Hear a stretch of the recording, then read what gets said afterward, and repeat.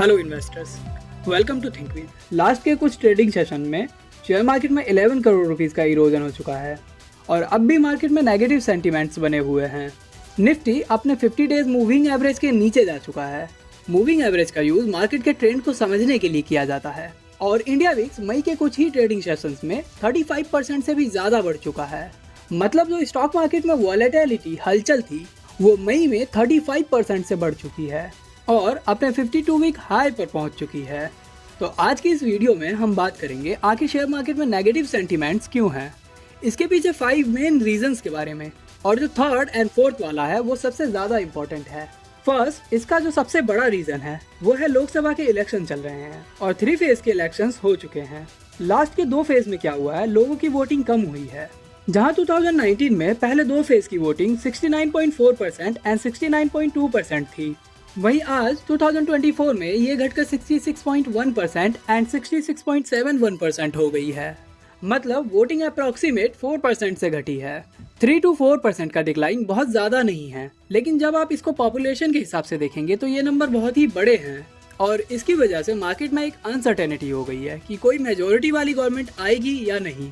और देखिए, मार्केट में स्टार्टिंग से ही बीजेपी की हवा बनी हुई थी कि बीजेपी फुल मेजोरिटी से आएगी, लेकिन फिर क्या होता है कि बीजेपी से related back to back negative news आने लगती है और इस सब से लोगों के बीच एक अनसर्टेनिटी बन गई है कि बीजेपी मेजोरिटी वाली गवर्नमेंट बना भी पाएगी या नहीं, या कोई भी गवर्नमेंट मेजोरिटी वाली बन पाएगी या नहीं।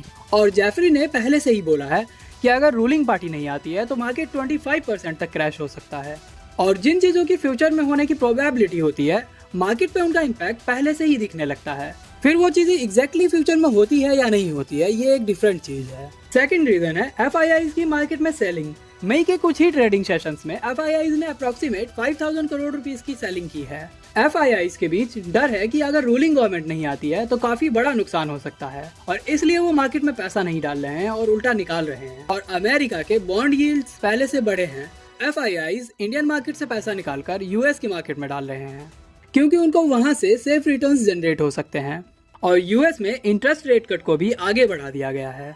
नंबर थर्ड, मार्केट के वैल्यूएशन काफी महंगे हो चुके थे। मार्केट काफी ओवर वैल्यूड थी और जब भी मार्केट में ओवर वैल्यूएशन होती है तो उसमें करेक्शन जरूर होता है और फिर चाहे उस करेक्शन के पीछे का रीजन कुछ भी बने। नंबर फोर्थ, जो Q4 के रिजल्ट हैं वो उतने अच्छे नहीं थे जैसे पहले आ रहे थे और लोगों की एक्सपेक्टेशंस पहले जैसी ही थी, लेकिन इस बार के रिजल्ट उतने अच्छे नहीं आए और कई कंपनी के रिजल्ट तो नेगेटिव भी आए हैं। तो ये भी एक बहुत ही इंपॉर्टेंट रीजन है मार्केट के करेक्शंस में।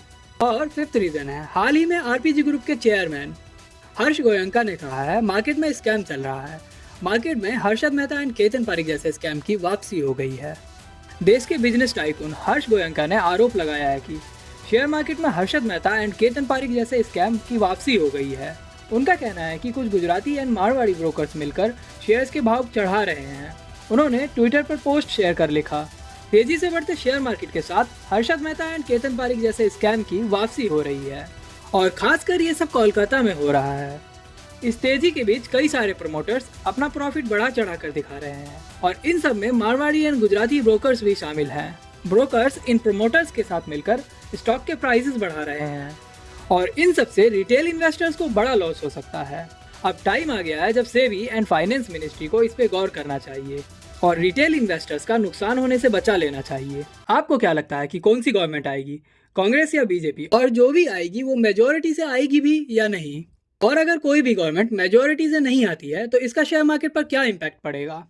मार्केट में कितने % तक की करेक्शन हो सकती है? कमेंट करके ज़रूर बताएं।